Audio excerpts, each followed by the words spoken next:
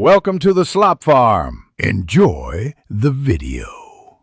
You start by confirming power and connection. Make sure both earbuds and case are above 50% so noise canceling performs optimally.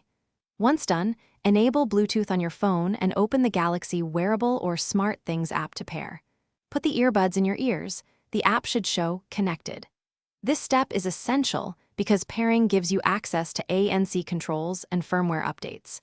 If the app prompts firmware, install it now to avoid later performance issues and to ensure you can access the latest noise-canceling features.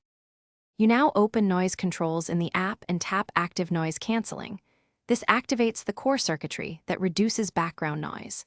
Once ANC is on, adjust ANC level if your model offers levels, or enable Adaptive ANC so the earbuds automatically tune to your surroundings.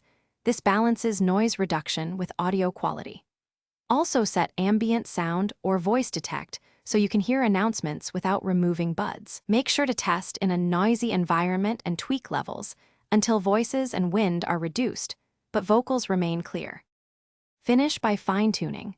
Run the ear tip fit test and adjust EQ to ensure a good physical seal.